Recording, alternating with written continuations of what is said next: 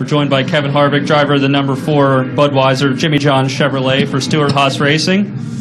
Kevin's on quite a roll here at Phoenix International Raceway with 4 consecutive wins. Kevin, what's it going to take to get number 5 this weekend? It's just another weekend for us in how you approach it. You want to go out and try to get off to a good start in practice and then hope that the car's close and see where the racetrack is and where your car is and where everything is that you might need to make better. So it's just, a constant evaluation of your race car and the conditions and the tire and everything to start practice and then adjust from there and hopefully have some good speed in the car by the time you roll around for qualifying, but really nothing different than any other week. Okay, with that, we'll open it up to the floor. Please raise your hand, state your name and affiliation. Kevin, Jonathan Merriman, NASCAR.com. Historically, you've owned this place, like we just talked about. But if you look at Dover, Jimmy Johnson, his own there previously in a $10 part, took him out in an elimination race there. How much do you worry about a part failure or something going out of your control, possibly taking you out at a place like this, or is that something that you worry about at all? We don't worry about anything like that. You control the things that you can control and try to get the most out of your weekend. We'll go Claire. Tom? Claire Belang, Sirius XM NASCAR Radio. What do you think it takes mentally to be able to pull off all of the intensity of this year? I mean, you've been through it once. You won the championship. I was playing an interview back from you last year after you got into victory lane and thinking about what you have for it this year. And why do you think you're so good here?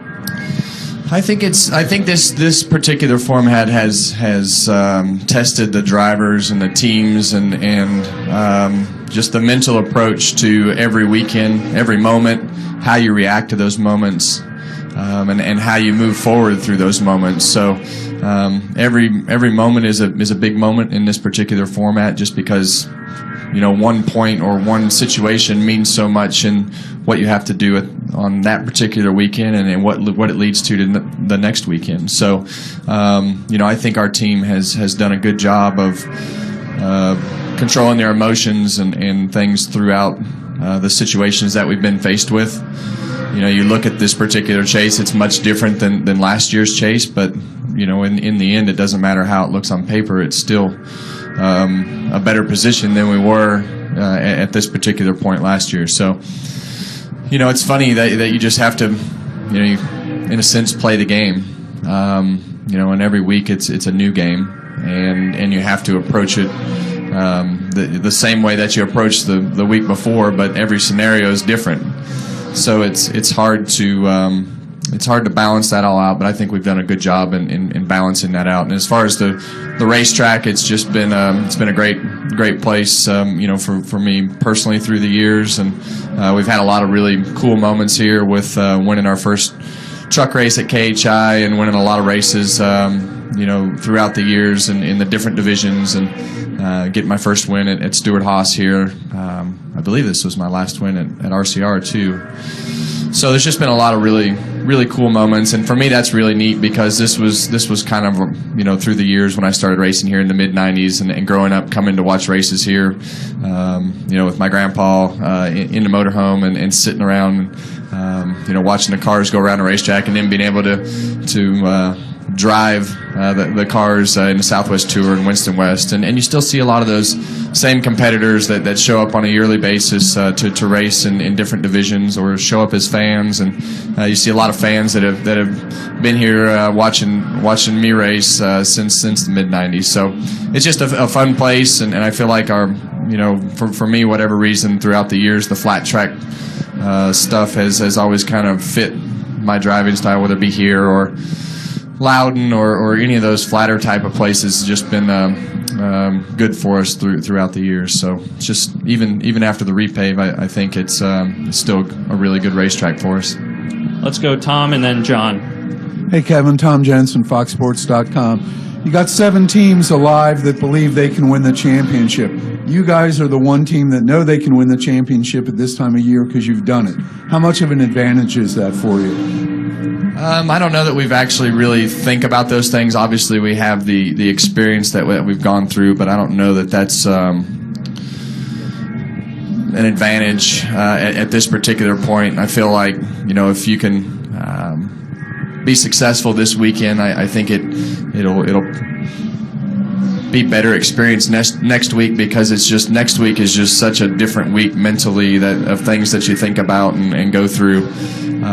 But you first have to get through this week, and I think as you look at this week, I told somebody yesterday, I said the good news is we only have 2 races to go. So whether you win or lose this week, you'll have a short time to think about winning or losing as you get through Homestead, and you don't have to dwell on it for if you were out after Dover. So it's it's definitely a good experience for us, but there's been so many new experiences that we've gone through this year and new situations that we've gone through. I feel like any of those new situations can pop up, but I still feel like we've done a good job in managing all the different types of scenarios. Let's go, John. Thanks. John Oreovitz, ESPN.com. Kevin, is this the kind of track where you have to qualify up front and run at the front all day, or is it a place where you can recover if you have a bad pit stop or something goes wrong? I think it's like any other racetrack. You don't want to have trouble late. You want to qualify the best that you can and try to put yourself in the least amount of possibility of getting in trouble around the least amount of cars that you can. So it's the same as every other track. You want to try to qualify as well as you can to keep yourself in a safer spot. Not to say that there can't be anything go wrong up front, but it definitely makes your day better if you can stay up front. And you're not going to recover really anywhere if you have trouble late. Steve Richards of PRN. Kevin, Kurt said the ideal situation for Stewart Haas would be for him to win and you to finish second, so you're both in. If you're racing him late, does the team aspect come to mind in that situation? Do you race him a little bit more carefully? And I haven't really thought about any of that stuff, to be honest with you. The only thing I've thought about this week was winning this race. Okay. We'll go Jeff and then Wolfgang. Jeff Buck from USA Today. Is it harder to win a championship in this format than the old chase? I don't know. I never won one in the old chase, so I don't have any reference. So does that mean yes then? There was just so many different scenarios for us last year as we won the championship, and you come in with a new team and new environment that you really, I feel like was just a better fit for everything that we had going on from a performance standpoint and throughout the year and the way that things went. So, I can honestly tell you that last year, if we wouldn't have won the championship, I would have felt disappointed the way that the cars ran throughout the year and the way that things went. So, it's not to say that you wouldn't be disappointed if you didn't win this year, but I feel like we've challenged and been competitive and done the things that we need to do to stay in the hunt. But never having done it before last year, you just never had been in that situation to feel like we should win a championship because we performed so well, and it's never been like that for me before throughout the whole year. So I think as you look at the previous years before last year, it'd be a hard comparison, but it's definitely more mentally challenging than I've ever been in a championship hunt before, just for the fact that it's just the pressure that it puts on everybody from getting in the chase, and then it goes, once you win a race, it kind of relieves that pressure until you get to race 27 in Chicago. And then all of a sudden the pressure doubles, triples, whatever number you want to put on it, because you know that you have to perform that day, that moment, and you have 3 weeks to get it done in order to get through the next round. So there's so much more pressure, just because there's so much more on the line on a daily, weekly, weekend format like we have, and you got to make it happen, and that's a lot of pressure for everybody to perform under. But sometimes it brings out the best in people. Wolfgang? Wolfgang Monser from Germany, Rennsport Press Agency. Kevin, I still have a question connected to last weekend's race in Texas, which was quite impressive. One of the commentators said you had problems with the gear shifter or gear lever, was holding it, and with one hand you were steering. Despite power steering, how difficult it is to steer such a heavy car under rear speed with one hand? Yeah, we had some transmission issues last week with fourth gear that had knocked all the. It's a good thing I held it in, because all the gear was pretty tore up. We just didn't need it to pop out of gear again. We've experienced that as we've had that a couple times this year, and the more I let it pop out of gear at Sonoma this year, the faster it would come back out of gear in situations. And it came out of gear and, about halfway down the straightaway, and I was just afraid that it was going to blow the motor up. And as you jam it back into gear, that's when it really starts tearing things up. So I just didn't want it to come back out of gear. I'm a left-hand dominant driver through the center of the corner. The exit of the corner was kind of where I go back to my right hand, and so that was really the hardest part for me, was just controlling the car on the exit of the corner. The entry was easier after my arm started going to sleep because I had to start moving my arm off the gear shifter, and I felt like going into the corner was the best place to do that because I needed to have my arm back on the gear shifter on exit. So I was able to.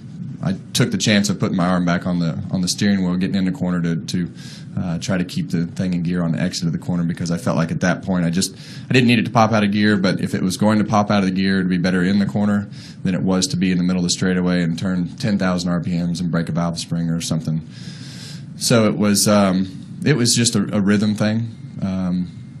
And it all worked out. It's not the ideal situation, but for me, I was lucky that I'm a left-hand dominant person through the center of the corner, and that was I felt like the most important part of it, and I kind of got in a rhythm on the exit. Did you make it the whole race distance? No, just 100 laps.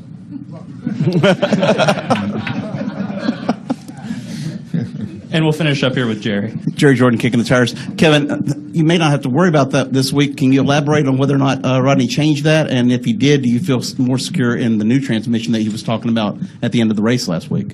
Rodney, I think he feels better about the situation this week, and they did change transmissions.